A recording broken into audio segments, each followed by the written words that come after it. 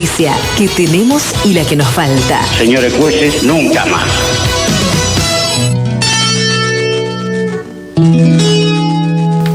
Le damos la bienvenida a Oscar Testa en la mañana de Así Son las Cosas. ¿Cómo va, Oscar? ¿Todo bien? ¿Qué tal? Buen día. Todo bien, todo bien. Bueno, me alegro mucho. Supongo que va a hablar del caso de Armazo y si hasta ahora deparó alguna sorpresa para usted, no tanto en lo judicial, sino en lo extrajudicial. ¿Cómo ser? Y no sé, ¿le parece que hay alguna estrategia establecida hacia lo público por la defensa de Macarrón? Evidentemente que las estrategias las tienen que tener muy bien definidas y como andando se ve la huella, evidentemente de que hasta ahora lo único que se ha mostrado han sido los hechos de Marcelo Macarrón de ayer cuando llega a tribunales, esa pequeña manifestación que hubo en horas de la tarde, de apoyo y organizada por los Macarrones. Sí,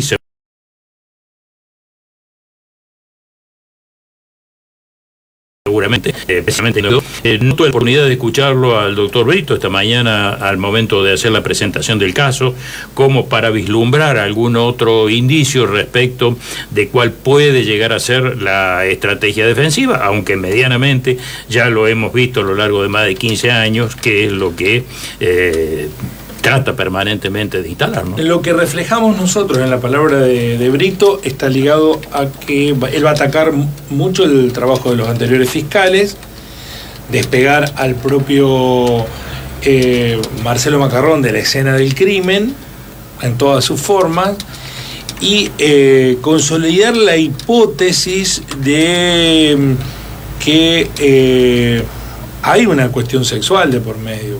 Para Brito da la impresión que hay como puente para el crimen posterior. Apuntando sí. a que la escena del crimen no está sexualizada, sino que efectivamente hubo allí una situación de el fiscal sexual. Optó por el otro camino. No hay nada sexual aquí, ni así robo ni sexual, acá hay algo personal. Es personal, exactamente. Descartó las otras dos alternativas, se centró en esa y dice que lo único elemento personal que podía llegar a tener un interés en la muerte de Nora era precisamente la cuestión conflictiva de su relación matrimonial. Pero bueno, hoy empezarán a develarse algunas de estas cuestiones porque seguramente van a prestar declaración los padre e hijo Radaeli, que fueron los primeros en llegar a la escena del crimen, y supongo que todas las partes los van a indagar intensamente, al padre principalmente, respecto de cómo vio esa situación y qué es lo que él se configuró en un primer momento respecto de lo que podía haber pasado en el lugar.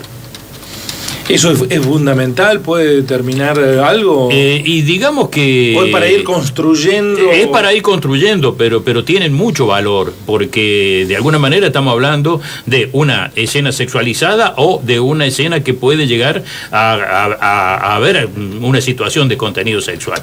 Y lo que allí se ve, evidentemente la primera persona, porque después tenemos que tener en cuenta que ingresó muchísima gente, que se tomaron algunas medidas que bien intencionadas o no, pero que alteraron la escena del crimen, como tapar parte del cadáver y ese tipo de cosas, que evidentemente la palabra de la primera persona que ingresa allí va a ser realmente relevante. La del padre, el hijo, entiendo que no subió. Que va en segunda instancia. No sé cuál es el orden en el que van a declarar. Si el que en segunda instancia llega a la casa.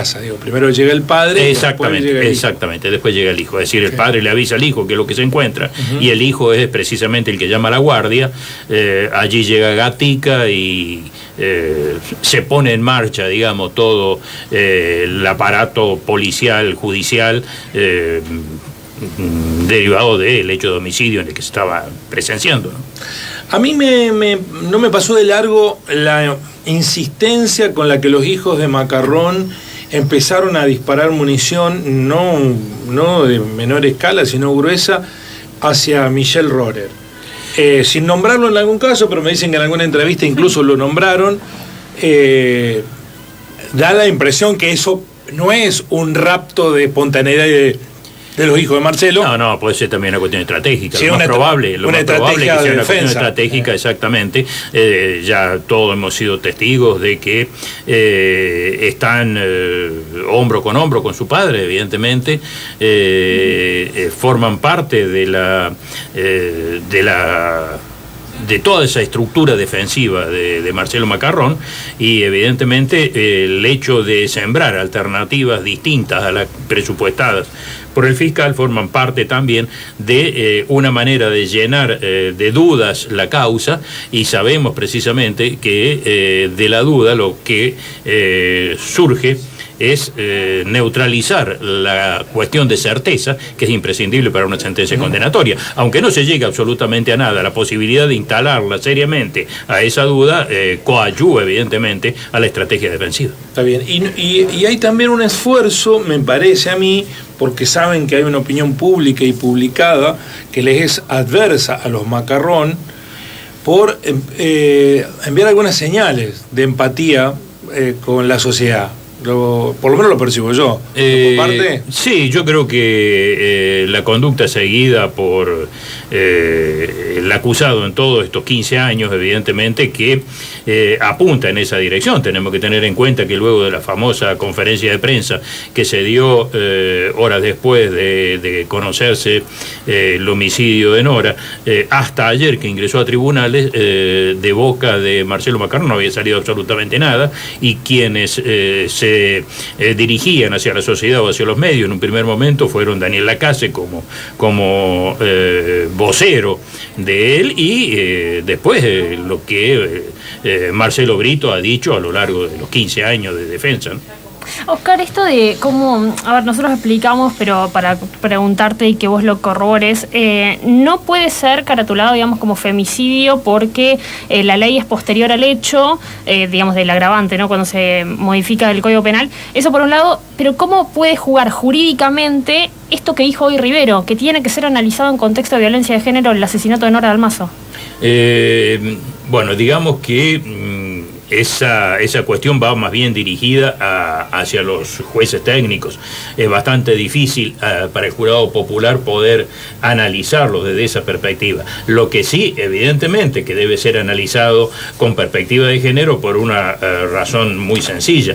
Es decir, la ley penal no es retroactiva nunca. Es decir, nadie puede ser penado, es una garantía constitucional, si no es por una ley anterior al hecho del proceso, es decir, no anterior al proceso, sino al hecho que genera el proceso. Y aquí, en el año 2005, cuando se comete el hecho, 2006. El femicidio no estaba contemplado en el Código Civil, pero sí estaba ratificado el Tratado de Belén do Pará, de la Convención para la Prevención de toda forma de violencia contra la mujer, tenía rango constitucional, y evidentemente que desde esa perspectiva debería ser efectivamente, tal cual decía el doctor Rivero, analizada la situación. Es decir, en un contexto de violencia de género, pero sin posibilidad de agregarle un cuarto agravante a los 3 que ya tiene, que sería femicidio, precisamente porque no estaba contemplado como delito en ese momento. ¿Y eso lo complica, Macarrón, digamos, que se juzgue con perspectiva de género? Yo no sé si lo complica o no lo complica. Directamente todos estos casos de violencia en contra de la mujer ya se juzgan desde esta perspectiva, y lo único que han hecho es de alguna manera, no todavía desterrar, porque yo creo que no está desterrada la visión machista, misógina al momento de efectuar los análisis, las valoraciones de la prueba y todo lo demás, pero ya hay una mayor permeabilidad a este tipo de cuestiones y de situaciones que evidentemente hacen de que la perspectiva con la cual se analiza sea diferente, y obviamente, por suerte, muchísimo mejor de la que se hizo históricamente. Doctor, ¿usted cree que el juicio va a transitar por un derrotero previsible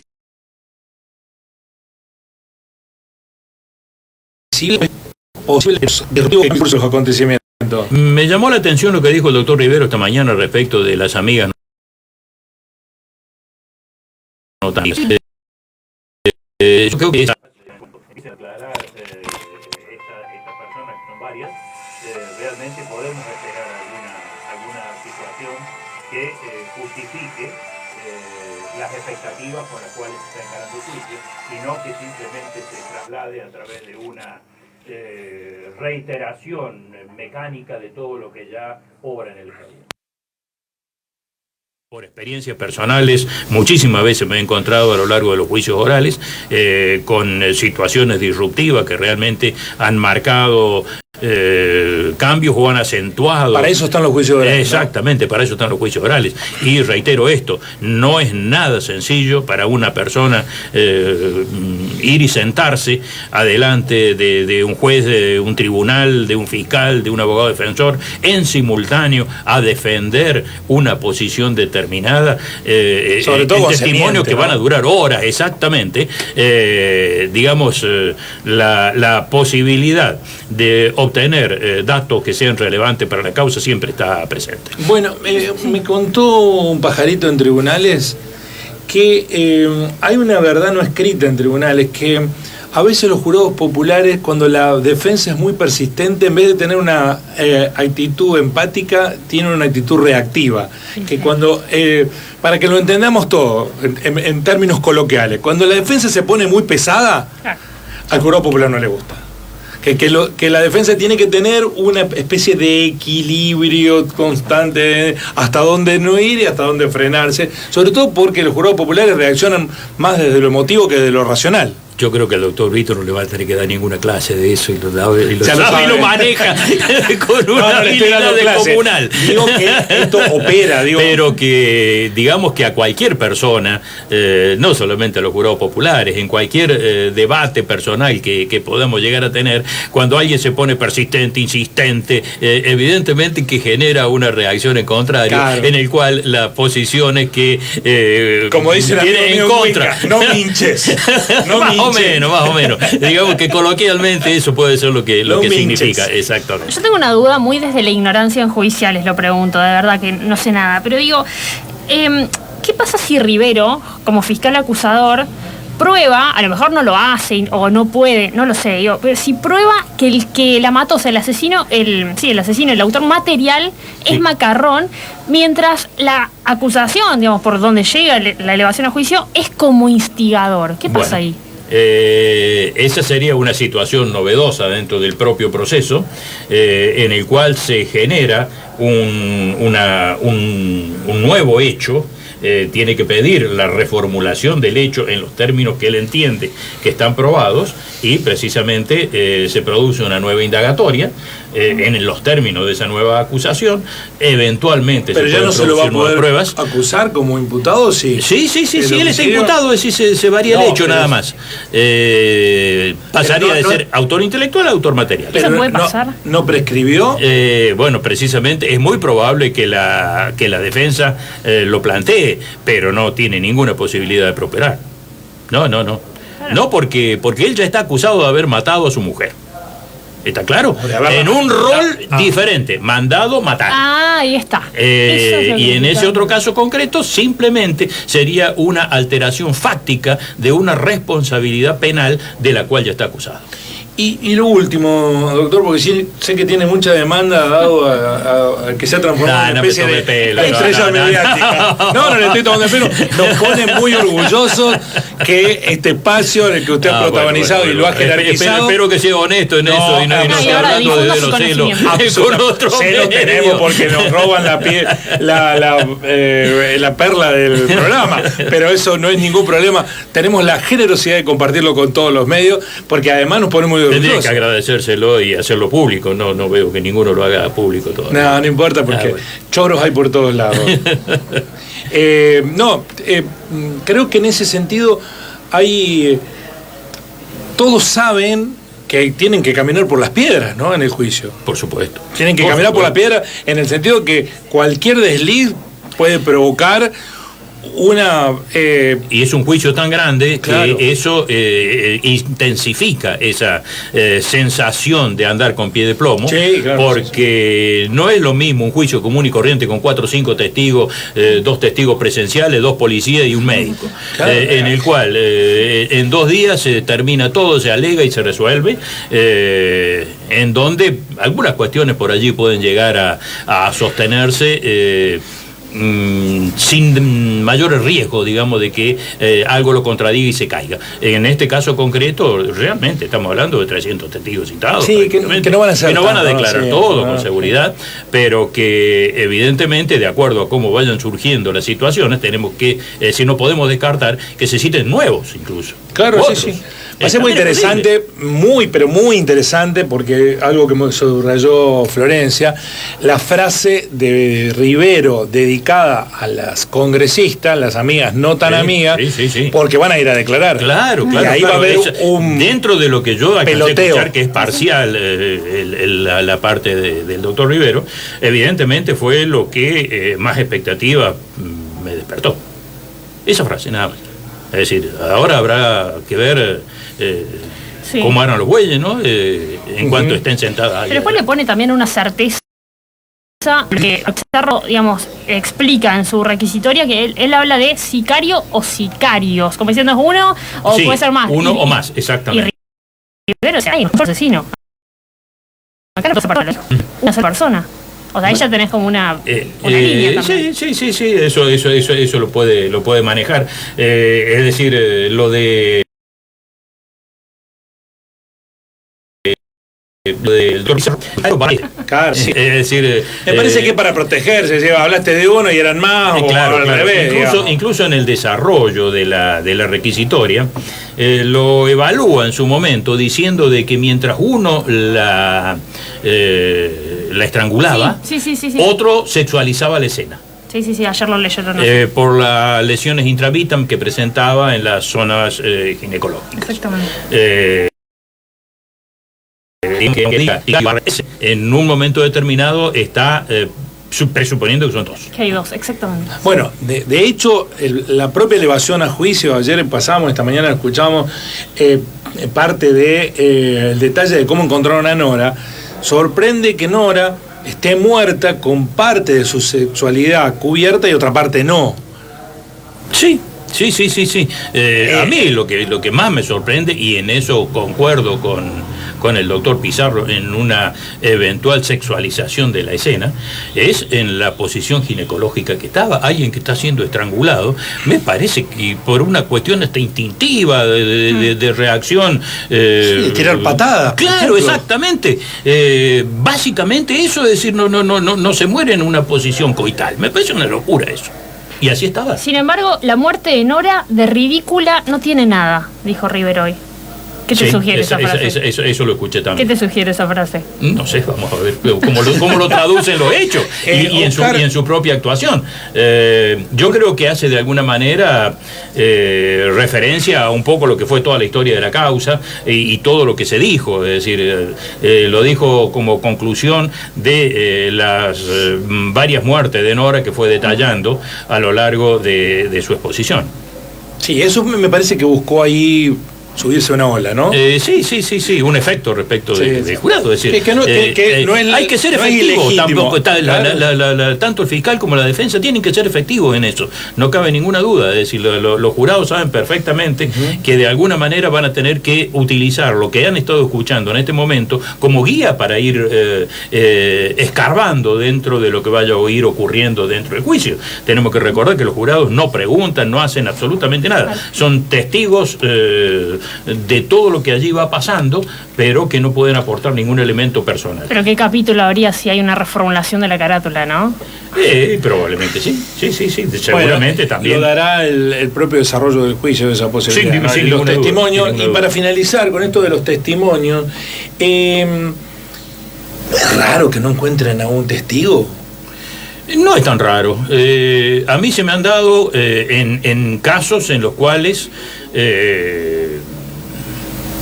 eran más recientes incluso, que no habían pasado 15 o 16 años como en este, de tener dificultades para encontrar algún testigo. Principalmente me ha pasado con gente que no era de acá de la ciudad y que de repente no estaba más tampoco y costaba encontrarla. De cualquier manera, la situación, el testimonio de Gatica no es un testimonio realmente demasiado trascendente. Sí. No, es muy poco lo que él Gatica ingresó, puede aportar fue hasta respecto la de por pieza. qué no funcionaban las cámaras. Él era el guardia que estaba asignado. Sí, pero no es el único. No es el único. Es decir, lo que no dice él lo puede decir otro. Que incluso hay bastante material dentro de la causa, exactamente, para evaluar esa situación. Lo único que dice es que bueno, que él llegó, vio que estaba la luz prendida. De hecho, cuando Radaeli sube, la luz estaba apagada y las ventanas estaban cerradas, las persianas. Sí, que él tiene que prender Él la luz porque no veía nada. Y ahí se en la encuentra habitación. con el cuadro, exactamente. Y después cuando sube, la deja prendida.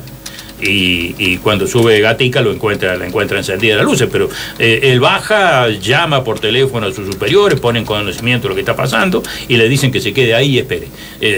Prácticamente no hay nada tan determinante como a mi entender puede ser el testimonio de Radaeli padre respecto del contexto y el cuadro que él encuentra cuando ingresa a la habitación. Bueno, la productora hace así con su reloj. ¿Ves? Acá me limitan, en otros lugares no. En otros lugares no, bien. No. Por perfecto, doctor. Usted acaba de dar el santo y seña. Hasta el jueves. Hasta el jueves. Es que en el otro lugar es más sintético, doctor. Es probable.